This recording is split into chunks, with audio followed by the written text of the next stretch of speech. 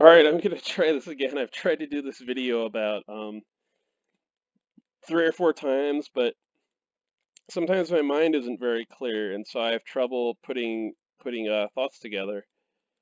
I just wanted to mention what it's like to have anxiety and just the whole just how it affects your life. And I want to start this by saying that I used to work in the retail sector, and I worked there for about 10 years, and that was a great help to my interactions with people. I mean, I used to be much more awkward than I am now, though I'm still pretty awkward. But I used to be to where I barely talk to anyone. Like I would spend time with my friends and talk to them, but like strangers absolutely terrified me. And working for a grocery store was a great help for that.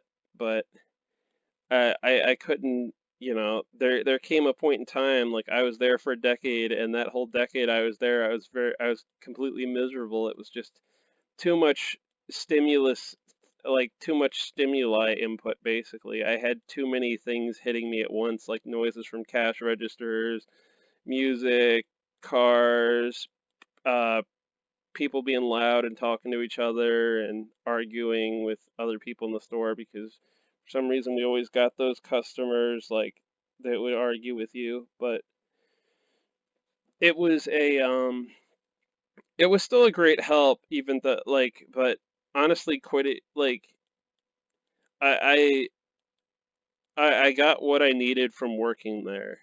Like I got that talent to interact with people, which I didn't have before I worked there. Like I think everyone should spend at least a couple of years working for some sort of service sector job because it will make you a lot more humble.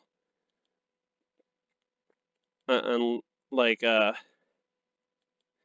and but anyway, back to the anxiety part.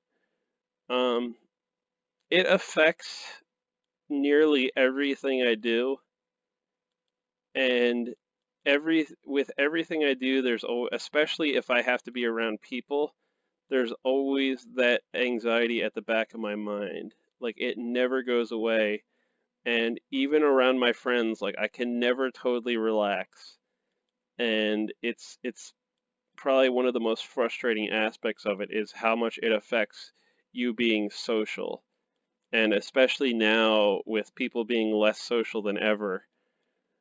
Like even before the whole isolation thing, even before they forced everyone to self isolate, um like there just wasn't that much in the way of people interacting and talking with each other.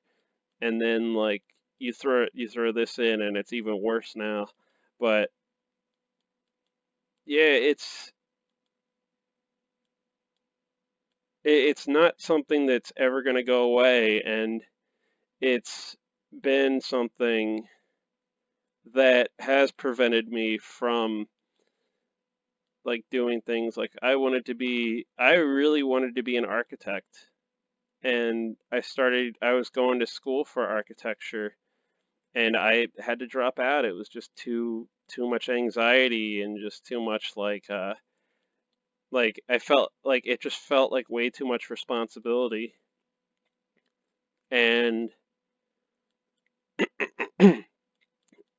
and I had a healthy upbringing. I spent plenty of time around a lot of my relatives, grandparents, friends. You know, I went to school. Like there was nothing in my childhood to cause some sort of trauma to me to make me not want to spend time around people or whatever.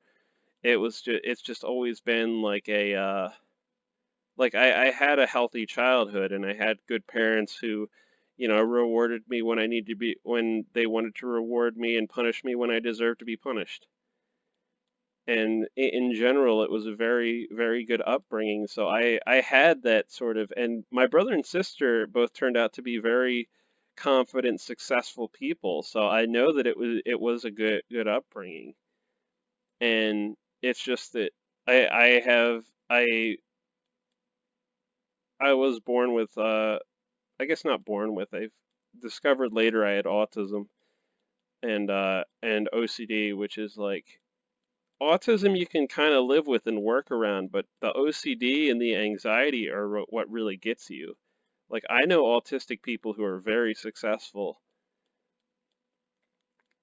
Like it's not something that if you find the right thing to do, it's not something that should be too much of a detriment to you being successful.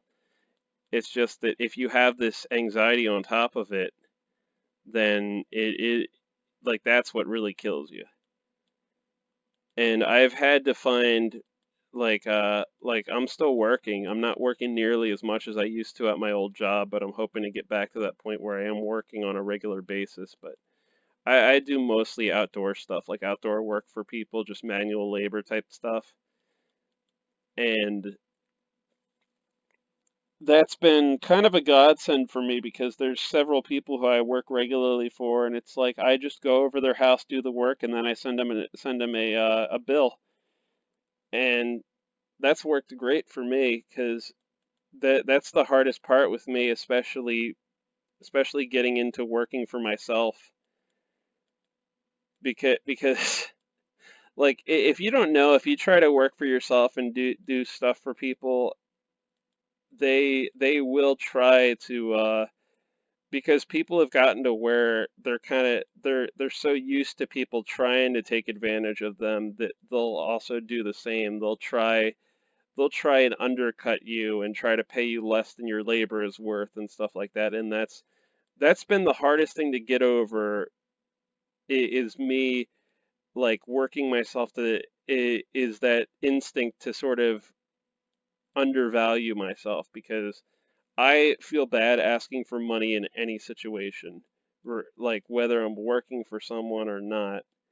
So I've had to become sort of harder and just learn to say no to people and learn to say that no, this is what I'm doing the job for. Like uh like I gave you a number. I'm not doing it for less than that. Lonely barn there. Wonder what happened to the rest of the farm buildings.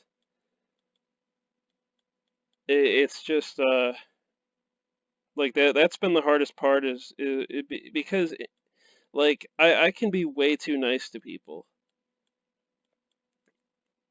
and but I just want people to understand what it's like to have anxiety, that it never goes away, and it might be due to the OCD or it might be due to the autism, but the anxiety just it never leaves you, and you'll like it's kind of like how there's people with chronic pain, how the pain is always there. And I want to end this video by saying I don't think that society should bend to my whims. I don't think that mentally ill and disabled people should be the center of society and what we're building our society up around, because it's going to make it harder to like it's going to make people weak basically. Having to confront these situations where my anxiety does get bad has been a great thing for me to learn from and to deal with, and it's how I figured out what kind of job I do want to do. And like if everything like I just there's certain jobs where you're just like I'm never going to be a real estate agent or like a car dealer because I just can't deal with people just because of the anxiety. Just that those are jobs I'll never do, and I shouldn't ever do them. Like they shouldn't have to change the job around so that it suits someone like me, because like I'm not going to be able to make money for a company selling real estate. And it's like when I was at the grocery store, they were a very generous store. Like they would hire people who had like Down syndrome and stuff, and some of them were really good employees. Like I worked with a guy who was a really, really nice guy and a really great employee, and they were like some of the best employees there were the people with like Down syndrome and stuff, and which is why I think it's important to be open to hiring people who are disabled for jobs that are suited to their talents. But at the same time, we also had a guy who had Down syndrome who he didn't do anything except bag groceries, and like it was a major problem because he would work in the morning, and and a lot of these other people would work in the morning, and they would often schedule him the same time as other people who were either too old to go out and get shopping carts, which was part of the job of bagging, or he would be scheduled with like I'd get scheduled with him, and get stuck doing shopping carts during the morning to afternoon, during like the afternoon rush or something. Like it was just kind of like it to me it seemed like a very insane situation. And I don't know why like I don't think if they wanted to fire him they could. I'm sure he's protected by some sort of thing, but that's the problem with having strict rules in place that say you have to hire certain people, and then we're going to put in all these rules to protect those people when like after they are hired. Like it's just a like it's a ridiculous like you like find jobs that these people are suited for, but don't force people to hire them, and then don't make it them impossible to fire. Like when they do hire them, because not everybody's going to be a good employee. Like there's going to be a need to hire and fire certain people. I mean, like when I was like I towards the end of my tenure at the store that I worked, I was becoming very unreliable. Like I'd get so depressed that I couldn't get out of bed, and like I would I was miserable, and I was so miserable that like stress makes you do crazy stuff. Like you'll forget to set your alarm clock due to stress and things like that, and like you'll start getting chest pain and things like that due to stress. And that's why that's I guess another thing that's just really they don't emphasize enough that people never get out of this mentality of just rushing, rushing, rushing, and it causes people to break down and stuff like that. But anyway, I just wanted to mention the whole like